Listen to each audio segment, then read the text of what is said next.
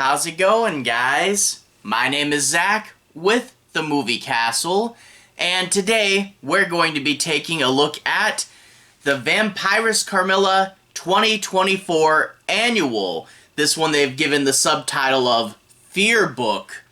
And overall, this is fun as always. If you guys are unfamiliar with the magazine, Vampiress Carmilla is black and white, classically styled anthology horror. You get lots of classic anthology horror tropes, like the classic monsters will show up quite a bit, but they usually reinvent them and do something different. Lots of fun little twist. Now, the magazine usually puts out 6 new tales. However, with the annual, we get reprints of some of the older stories in the magazine for those of you guys who missed them. You know, these come out month to month, and if you haven't been following since the beginning, now's a good time to catch up on some classics, like the long and short of it has one of the series' most iconic images. So yeah, it's a good way to catch up, and if you have been reading, it's a good way to reminisce and look back on some of the old stories. A lot of the stories in here, I remembered a lot of them, but then, you know, there'd always be some little new aspect, and I'm like, oh yeah, I hadn't thought of that. But, you know, as someone who's read everything since issue 1, it's just really fun to reminisce. But out of the 9 stories in here, one of them is a brand new story, and that one features Vampiress Carmilla herself. This story is called The Devil's Slayground, and is about the group of characters exploring the, European countryside and finding this small town with a problem, let's say. I'll get more into that in a minute. But I really do like when they use Vampiress Carmilla as a character, not just, a host. I really do like that in every book, she has a page where it's her and her castle, and you get to see what all the creatures are doing. And so far, we had issue 1, then we had the last annual, and then a few issues ago we had one with her in it. So this is like the 4th complete Vampiress Carmilla standalone story, and overall I always love them every single time. It's really fun to follow her adventures, and I am glad we got a new one in here as well. But anyway, definitely recommend it as always. This is classic stuff. But if you want to see a little bit more about what's in here and take a little bit of a look at each of the stories, no major spoilers, and I'll try to go a little faster since I have covered most of these before. But anyway, without further ado, let's go and switch to the close-up camera. Alright, here we are inside the castle, taking a look at the Vampiress Carmilla 2024 Annual that they've given the Fear Book title to. And overall, a pretty fun cover. Kind of a compilation cover. We get Carmilla cut out from her issue number 1 appearance, and behind her we see various covers from throughout the series. Now these are just, kind of like how the book is an anthology of the best stories. These are just printing some of their favorite covers, and it doesn't necessarily correlate to which issues they pulled for the stories. So some pretty cool stuff. This was, I think, issue number 2, and that's one of my favorite covers there. And we get the text on the side, Bursting out of the tomb comes this freaky Fear Book edition full of frightful fables of fantastic females from the fiendish files in Vampiress Carmilla's crypt. They did a tongue twister on that one, didn't they?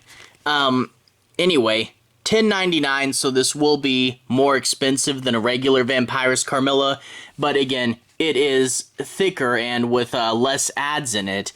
Actually, I think outside of the ads for the book itself, there really aren't that many, if any. There might just be book ads in here. Anyway, let's go ahead and crack this open. On the inside, we get Carmilla giving us a little message there, and we get the table of contents. The Devil's Slayground, that's the original Carmilla story for this issue. And then after that, we get Deep Web, the long and short of it. Green Queen, Freaks of a Feather, Polecat, Blood Drive, Damnation Romance, and Gauze Play. And a quick thing to note is after the description, it will say which issue they come from. So if you want to hunt down a first printing, that is super easy. Anyway, after this, let's go ahead and crack the book open and take a look at some of the stories. Now, I'm not going to be doing any major spoilers. There's a lot of twist in this book, and I'll be avoiding those. I will, after we get past the new story, I'll try to go a little quicker than I normally do because I have already covered these before. But I will show you guys a little bit of each one. Again, no major spoilers. But let's open up with the all-new Carmilla story. There she is in her top hat, and the story is the Devil's Slayground, and we get all the creatures in their hearse, and they drive into this town, and they say, we don't allow strangers because there's a group on the outskirts of town that is wreaking havoc, and I do love all these shots of the monsters piled up in there.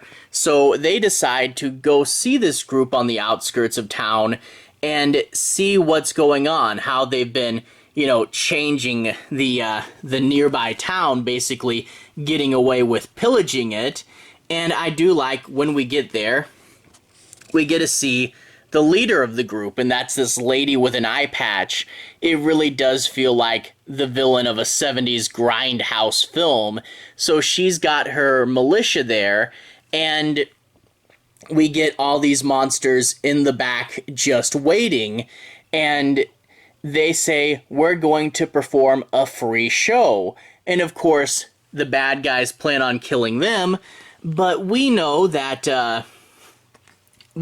there's going to be something underfoot. Carmilla's not just performing a fun show, something's going to happen. So even though the story itself is a little predictable and tropey, it's still super fun, and it's always good to see Carmilla doing something again, especially with how big of a monster mash the Carmilla stories can be.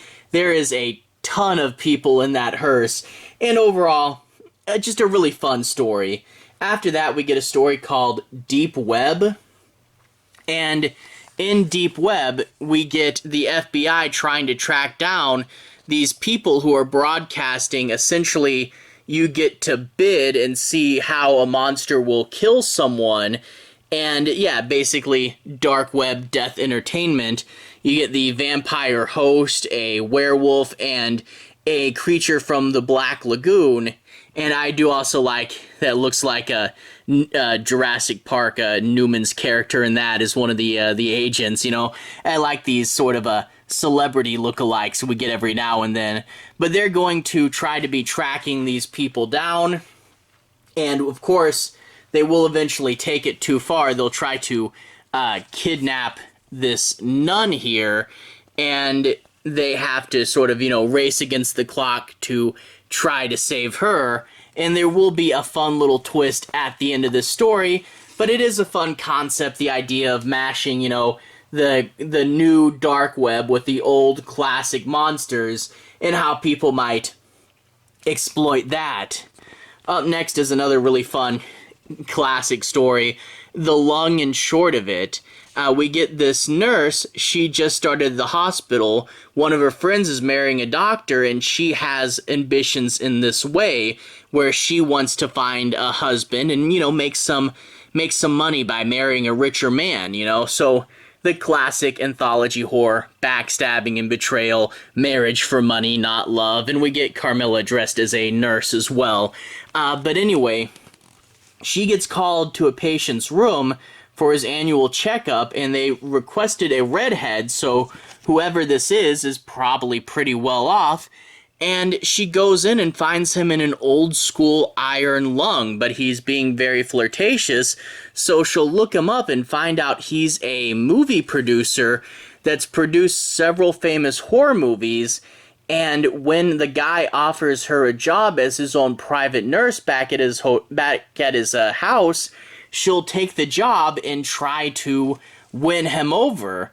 Yeah, and overall, this is a pretty interesting story. I mean, you don't really see too many iron lung stories, but man, whenever you see one of those things pop up on a movie or something, you're like, that's a pretty crazy device, and it'd be terrifying to be stuck in there. But I won't give it away, but this has one of the series' more iconic endings, and it is really cool to see it printed again here. After that, we get the story Green Queen, kind of a play off Scream Queen, the monster coming out of the ground, and we see there's this guy doing a photo shoot with this beautiful woman, and it's going to be interrupted by a monster. So kind of the, creature from the Black Lagoon falling in love with this woman. However, this time, the creature will come, she'll say, don't shoot it, and they don't want to hit her, and in turn the creature actually gets away with her. A bunch of time has passed, and their guide remembers the model, even though the rest of the world has kind of moved on, and he starts to obsess over the woman that got taken by this mysterious creature and never saw again. Well, let's just say someone will come to his office and shake things up and call up the past, and he will go back into those jungles. And there is a fun twist at the end here. I mean, that kind of goes without saying for this magazine, but I really did like the end. A fun sort of spin on the idea, something that people might have been wondering about with Black Lagoon type stories. But anyway, after that, we get this story, Freaks of a Feather, and we get this really fun image of Carmilla with the snakes there. But we get to see there's this family-run circus, everybody's happy, but the guy's son falls doing a trapeze act, and then later the owner of the circus will kill himself. Now that the circus has no owner, it's going to be put up for auction, and the new guy that gets it is going to be a rich and scummy business person, and he starts treating the freaks as less than human. They don't let them eat at the same place, their quality of food is poor, and they will start to get sick. And overall, I think this is a slightly longer story, and I mean, there's a bunch of text here. You do get the feeling for these people, they're kind of, looked down on, treated bad, they had something really good, and now it's terrible, and just from these story structures, we're itching for a good bit of revenge here. So, like I said, giving it a few more pages, getting to really feel for the circus life and these characters, it is a pretty interesting idea. Anyway, after that is a story called Polecat, and I have to be careful because there's a lot of these pages I can't show you on YouTube.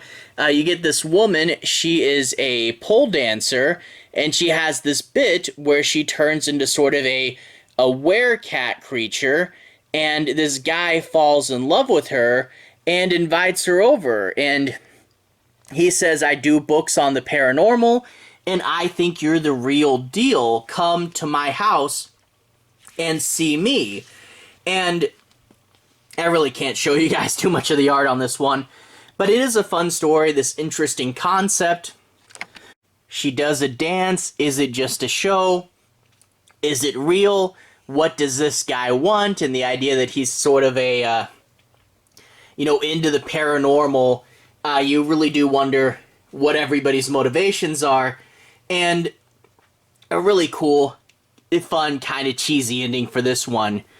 After that, we get the story Blood Drive, and we see this goth girl getting picked up by this man, and he goes, or rather she says, I've been out here for hours, I want to get to the club, I'm surprised no one's picked me up yet. Well, after this, they decide to take a minute and get some food, and while they're eating, he talks about why no one may have picked her up. There's a bunch of legends and stories about various things like Resurrection Mary, or maybe you pick up a guy and you think he's a normal guy and he turns out to be a serial killer. And there is one more story in here, but I don't want to show you everyone. But they do a sort of anthology, like an anthology within an anthology comic about the dangers of hitchhiking. But of course, we're not just going to talk about it. There has to be something within this base scenario that's going to be creepy, and it is kind of funny wondering what it is and how the situation's going to turn on its head. And overall, I really do like old school hitchhiking stories, the whole urban legend thing, you know, it kind of blending all that in there. A story that's core trope, everybody knows, but doesn't get used all the time. And overall, I find that that's pretty fun. So I really did like this story as well. Moving on after that, we get this story called Phantom Romance. And we get this girl who's obsessed with romantic vampires and an actual vampire that feels drawn to her for some reason. And she starts to talk about how she really wants a real-life vampire lover, and that's where he comes in. So he comes in, the two spend the night, and she wakes up the next day to find that she's become a vampire herself. She doesn't feel full eating normal food, and the new boyfriend says there's only one solution. And after that, we get to see him taking her out, and they have to kill this couple. So it's a case of be careful what you wish for, because the real vampire lifestyle is not all it's cracked up to be.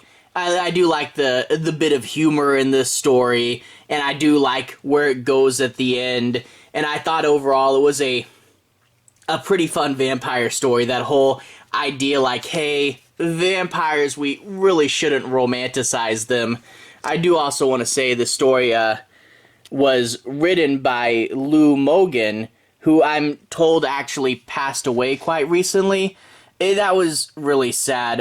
He left some really nice comments on the channel, and I've enjoyed all his stories on here, so sympathies to everyone there. Hoping for the best, my sympathies, obviously. But moving along to the stories again. The last story in here, and yeah, the last, I can't believe we've gone through this all again so quickly. But we get gauze play, like cosplay, but with bandages, gauze. And we get to see these two scientists. They've unwrapped a mummy to study it, and the guy puts the bandages in a container to go downstairs, but he leaves it unattended for a minute, and that's where the twist is going to come into play. These girls are trying to win a costume competition, and one of them, who doesn't have a costume idea, finds the bandages, and she's going to create a mummy outfit out of them and try to win the contest.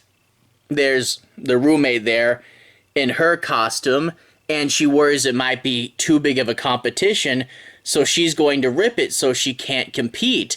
So yeah, she's going to go to this comic convention. She's not only unaware that she's wearing real mummy wrappings, but she's also being a scumbag and trying to sabotage the other contestants, which means that karmic justice is right around the corner. Overall, a fun story, and this kind of exemplifies what I say about the Creeps and Shudder and Carmilla, is they always try to reinvent the thing, you know? So it's not just another mummy story. It's this classic anthology horror idea of how do we take a mummy story and do something new with it. And maybe, hey, what's something new that people are doing right now? Comic-Con and cosplay. What if we mixed a mummy story with a cosplay story? And overall, it turned out to be this interesting idea. So I do really like that recombination and that mixing it with modern ideas. Overall, the 2024 annual is really fun. A lot of the best early stories, and it's cool to see them reprinted. The new one with Vampiress Carmilla herself, tropey but fun, and a really good monster mash, especially pairing them off against a 70s grindhouse villain. I thought that was pretty fun. So overall, the Fear book, yeah, I'd say definitely worth picking up. Love this magazine overall. Also love the sister magazine Shudder. Both really, really cool. Anyway, to everyone who's watched so far, thank you for watching. To everyone who's liked and subscribed, thank you. You really are helping the channel out. I'll leave a relevant playlist on the bottom. This should be my Vampiress Carmilla playlist. Vampiress Carmilla, Creeps, and Shudder. If you guys want to see me talk about more magazines, you should be able to find more down there. Anyway, have a good day. I'll see you guys again really, really soon. Relevant playlist on the bottom. Have a good day now.